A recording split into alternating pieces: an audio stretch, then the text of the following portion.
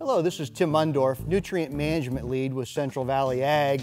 Today I want to talk to you a little bit about the 4R's of nutrient management. The concept came to us from the Fertilizer Institute, NRCS has latched onto it, also the American Society of Agronomy.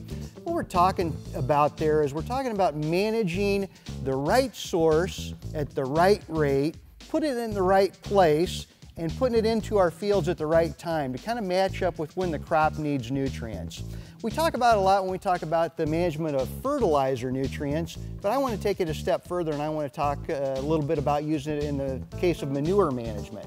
You know, when we think about our different livestock manures and how those are different products, each one really has its own mix of the nutrients that are in it. I was working with a grower here not too long ago and he had some new ground he'd picked up that was really low on phosphorus. Now this grower had some swine barns and had a lot of swine slurry, and we were looking at maybe applying that product to some of this, this new ground to try to bring up its phosphorus numbers. Unfortunately, this swine slurry, the grower had been using phytase in his rations, and because of that it had low phosphorus values. So when we looked at the nitrogen that was in that product, we had a lot of nitrogen, about 50 pounds of nitrogen for every 1,000 gallons of application, but we only had about 12 pounds of P2O5. So as we looked at applying maybe 3,000 to 4,000 gallons of that product, we really didn't have enough phosphorus to even cover the crop removal for his corn, much less his following soybeans.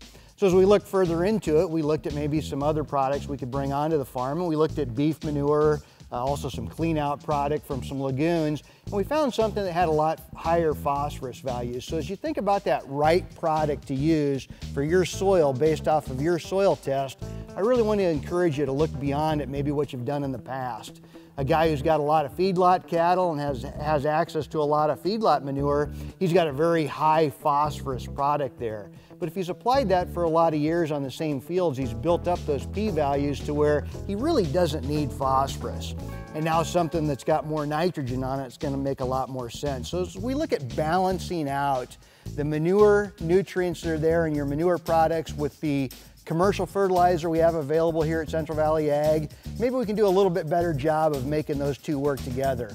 If you've had a lot of beef manure in the past, really you should probably focus more on commercial nitrogen fertilizer and not using that beef manure as your nitrogen product.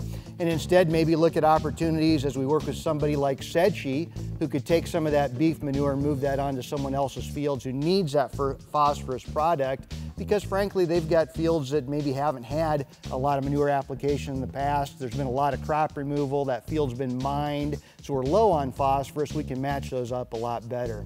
I've written an article to go on our blog that'll go into some of the numbers and talking about this concept, but as we think about using the right product at the right time, putting that product in the right place at the right rate, I think we need to look beyond it just using a manure product as a waste product and look at that mix of different manures that might be available in that area, as well as commercial fertilizers we could bring to the table to balance out the needs of that field in nitrogen, phosphorus, potassium, sulfur, and other micronutrients. So please take a look at the article on the CVA website and give us a call if you've got any questions. Thank you.